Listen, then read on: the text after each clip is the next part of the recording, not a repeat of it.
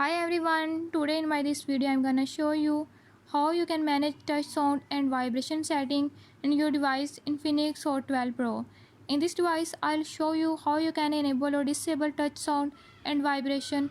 Before I start, if you are new to my channel, don't forget to subscribe and press bell icon. Do watch this video till the end and learn how you can do it.